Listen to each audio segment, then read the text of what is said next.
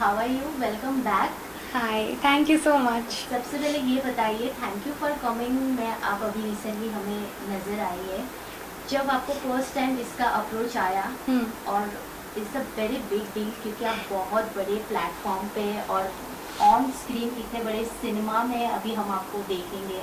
हालांकि कई बार देखे भी हैं बट फिर भी एक चाइल्डिश सलोनी और एक थोड़ी मेच्योर हो गई है सलोनी में देखने में बहुत डिफरेंस होता है। कैसा एक्सपीरियंस रहा आपका सबके साथ? कुछ हमें बताइए, शेयर कीजिए। ये फिल्म मुझे तब मिली जब मैं डिसाइड ही करी थी कि अब मैं मतलब मेरी पढ़ाई सब ख़त्म हो चुकी है, मैं ग्रेजुएट हो चुकी हूँ and I wanted to make a comeback. और मैं ऑडिशंस दे ही रही थी और मुझे thank you for coming milli.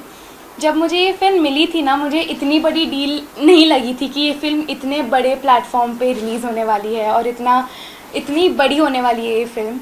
But फिर धीरे धीरे हमारी टेबल रीड हुई, मेरे वर्कशॉप्स हुए, मैं सारे एक्टर्स से मिलने लगी और इतने अच्छे अच्छे एक्टर्स थे इस फिल्म में। So I think it's a dream come true from me. और मेरा ये बिग स्क्रीन का डेब्यू है। इसके पहले मैंने बहुत छोटी थी तब मैंने नो प्रॉब्लम किया था, बट आफ्टर ईयर्स मैं वापस आई हूँ स्क्रीन पे और with thank you for coming. So I can't be more grateful. और मुझे बहुत मज़ा आया शूट करने में इसको। मैं एक 16 ईयर ओल्ड स्कूल गर्ल बनी हूँ और मैंने भूमि के साथ, शहनाज के साथ, Dolly, Shibani, everybody we shot with them.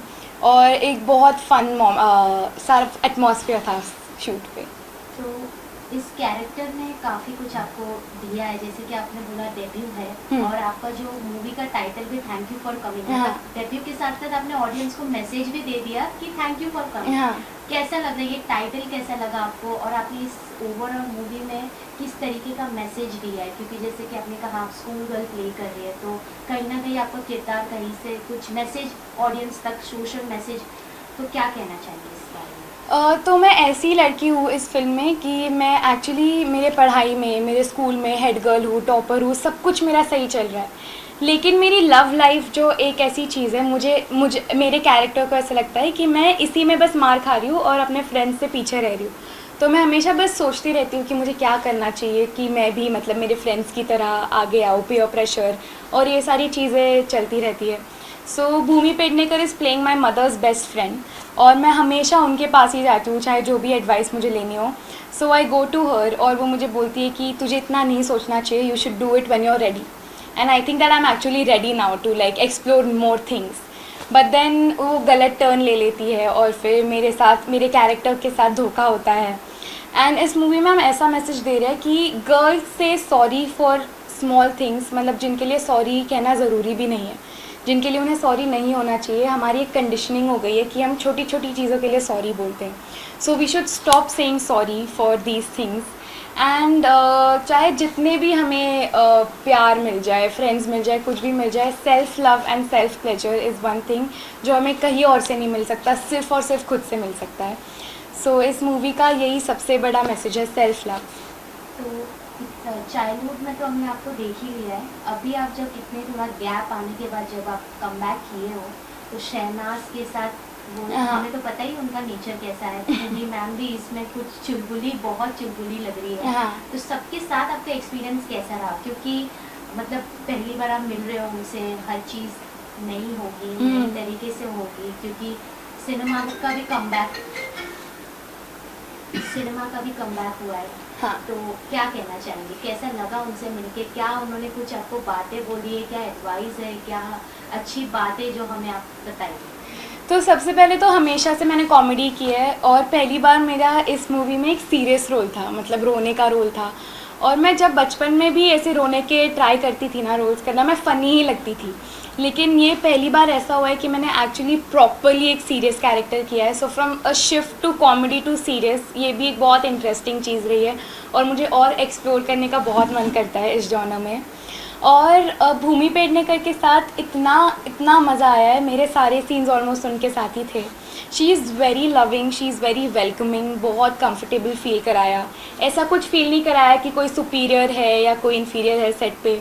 हम सब जैसे हमारे कैरेक्टर्स है वैसे ही बिहेव कर रहे थे।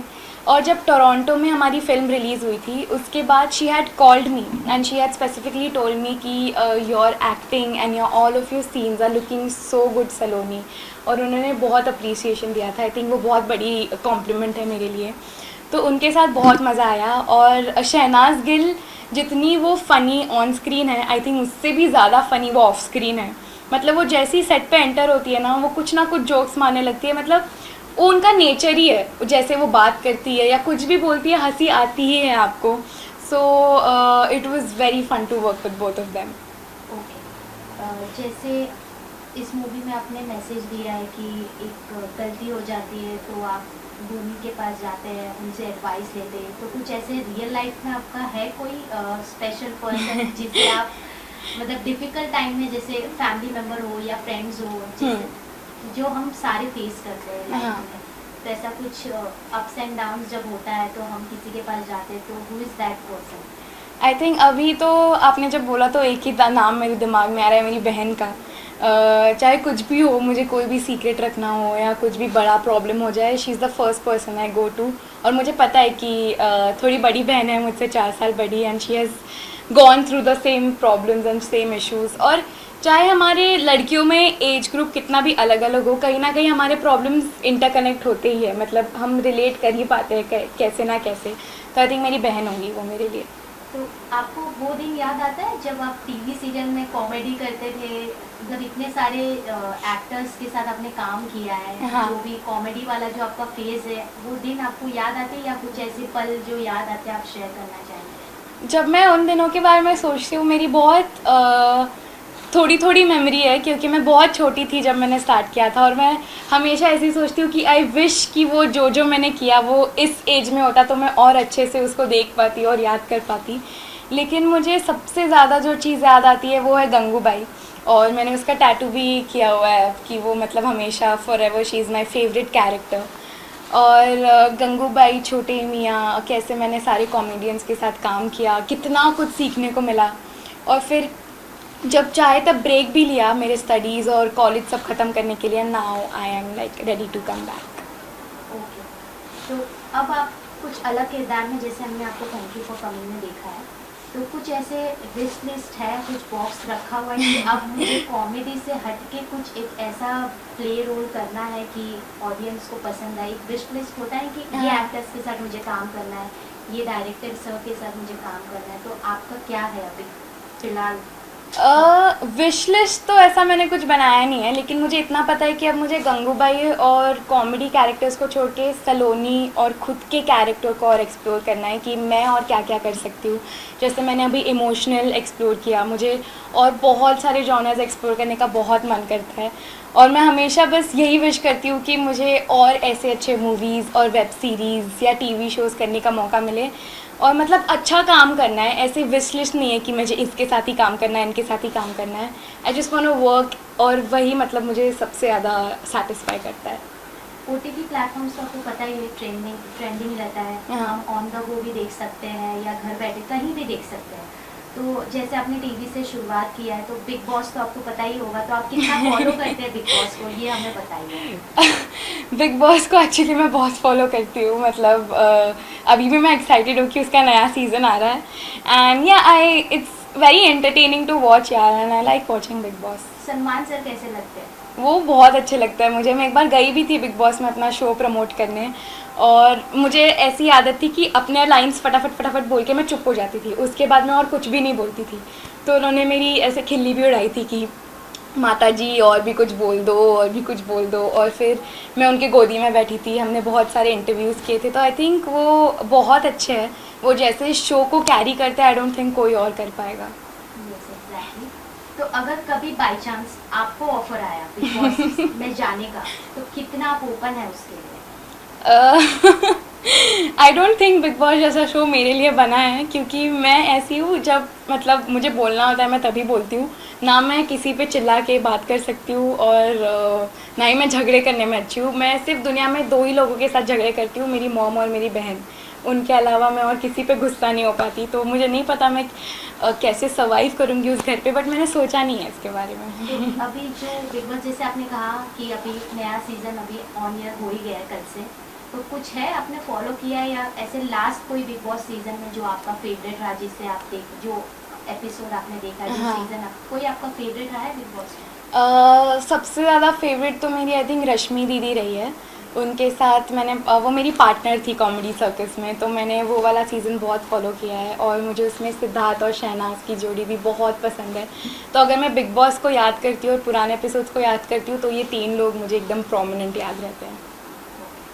तो लास्टली आपके जो फैंस हैं चाइल्डहुड सलोनी से अभी एक मैच्योर्ड सलोनी को देख रहे हैं, वापस देखने जाने वाले हैं, तो क्या उन्हें कहना चाहेंगे, कि क्या मैसेज देना चाहेंगे आप? I would just like to say that आपने मुझे बचपन में बहुत प्यार दिया है और अभी तक लोगों को वो कैरेक्टर याद रहता है, उसको 15 साल हो गए हैं फिर भी। सो आई जस्ट होप कि मैं वापस और ऐसे ही बहुत अच्छे काम करूं और आप लोग वैसे ही मुझे अपना प्यार देते रहे। And thank you so much for all the love. और अगर आपने थैंक यू फॉर कमिंग नहीं देखी है अभी तक तो प्लीज़ जाके थिएटर में देखिए, आपको बहुत अच्छा लगेगा। And thank you so much. Thank you so much. Thank you.